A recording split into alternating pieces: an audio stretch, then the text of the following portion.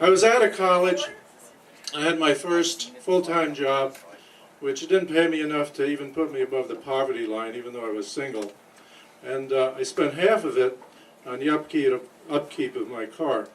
Now, I have to explain this car to you because it's part of the reason why I got this odd job. The car was it wasn't even a rusting Hulk, it was a rusting tin can. It was a little foreign car, a Renault R10. It was painted a color green, and no automobile maker today would, in their right mind, would paint a car. And it had highlights of rust. And the rust wasn't just skin deep. The rust was through and through, because I sold the car later to another guy. While he was driving it one day, it broke in half. Have any of you guys ever run into a femme fatale? Okay, well, I was kind of desperate for a date, and I went to a singles dance. And I'm looking at this woman across the way. Now, one quality of a femme fatale is she has to be drop-dead gorgeous. And this woman had long red hair, classically beautiful face, a body to die for. And I finally got the courage up to ask her to dance. Now, even though I was poor, I had a wardrobe that made me look like $1 million because I inherited it from a girl's father in college who had died while I was going with him. And he was just my size. So she's looking at me. I asked her to dance, and she said, if you weren't going to ask me, I was going to ask you. Whoa! Yes. So we danced the rest of the night. Now, she was driven there by one of her girlfriends. So she told me that, and I said, would you mind if I drove you home? She said, sure. Yes. So we walked 5 blocks to my car. Now, the reason why I parked it 5 blocks away is because I had to park it on a hill. This car went through starters like a baby goes through diapers. And that night, I could not find a starter that would fit in the car, so I had to just put all the cables together and park it on a hill. And I didn't think I was going to bring a girl home, so I was a little worried. We walked to the car. She looks at the car, and she says, oh, what a nice little car. Now, I found out that she had a Pontiac Firebird at home, and her big ambition in life was to graduate to a Ford Thunderbird. So that's how she felt about cars.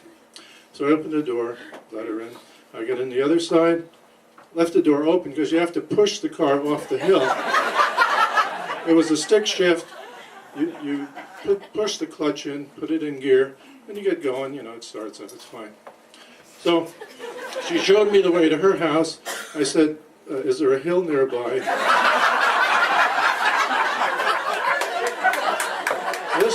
This was in Cincinnati. It's 7 hills in that city, so we found one. We walked another 5 blocks to her house. And she said, would you like to come in? Yeah. Now, she knew I didn't have any money, so maybe she thought I had some socially redeeming value. Go in the house, she said, I'm going to slip into something more comfortable. Yes. So we're knocking on the couch, and any of you who know anything about baseball, when you're on first base and you're stretching your lead to second, you do not take your eye off the pitcher. Much less do you take your eye off the pitcher and look at your watch. I made that mistake. Oh my God, I dropped her on the couch. I have to go because I have a job. I cannot be sleepy on this job. I have to get 8 hours. So I left her there, got her phone number. To make a long story short, she remembered that. She remembered the car, and she tormented me from then on. Now that's another quality of femme fatale. The promise is a paradise, and you end up with hell. Now, what was my odd job? She lived with her stepfather, and he didn't actually treat her fatherly, and I could see why. So I was eventually her bodyguard, and that was it. She used to tell me about all the orgies she used to be in. She used to tell me at work how they passed around a nude pinup.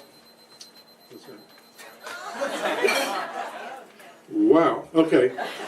So it was 4th of July, and we went to a parade, and the spirit of the day, after all these just terrible things happened to me, I finally declared my independence from femme fatale.